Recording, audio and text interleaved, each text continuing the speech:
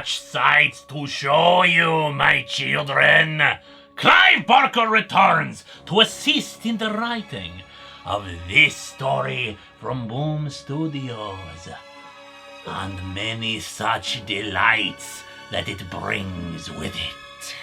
Pinhead, leader of the Cenobites and Hell Priest of Infamy, known for inducing pleasures and suffering of the flesh, occasional orchestrator of hellish punishment, even once or twice seeking to bring hell onto Earth, is bored. Not surprising, really. The Cenobites are beings that have pushed the boundaries of sexual gratification so far that they are now unable to tell the difference between pain and pleasure. So it's not so bizarre that there really is nowhere else to go with the idea. So Pinhead is now disillusioned by his mission, apathetic about the victims who deliberately or unintentionally open the lament configuration and summon him. And so he takes it upon himself to have a change in vocation. He will relinquish his hellish status, become human, risk a shot at either redemption or new damnation without power or titles in hell. Ah, but there are rituals to follow. Pinhead fulfills a role in hell, an important one. Let's face it, I think we can all agree that bureaucracy is really a thing from hell too.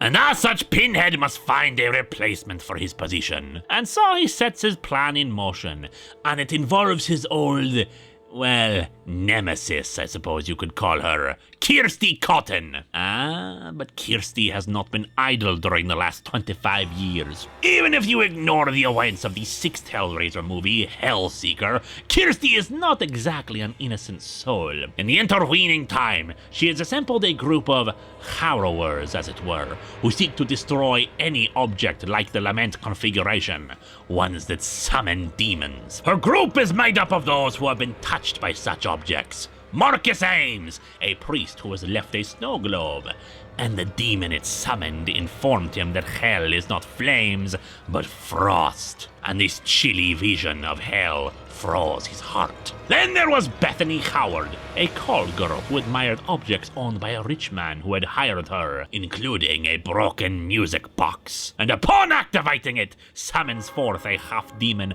half-machine creature, a monster of gears and claw, that kills her unborn child. And finally, Alexander Price, who as a young boy, he and his brother were given the Lament configuration by a familiar homeless man. The Cenobite known as the Female took his brother, David, into the box and offered him a job.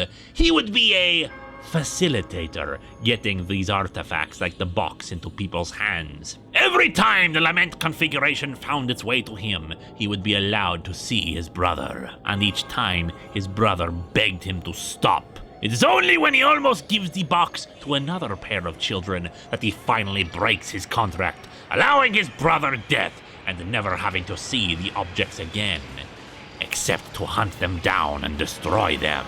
And then, of course, there is Kirsty herself. She is drawn back into the proceedings with traps and messages left by Pinhead, even resulting in the death of her boyfriend, a writer and lecturer talking about the nature of stories. Pinhead believes that as far as Kirsty is concerned, she has never left hell, making a new one for herself with her quest, and that their dance will soon come to an end. He offers her only these parting words: there is salvation for her yet, and perhaps for him too. Also, her friends have been kidnapped by the Cenobites' current facilitator, and she is threatened with their deaths if she doesn't bring the box. But that's for another time. Oh, no tears for us not concluding the story now, my children.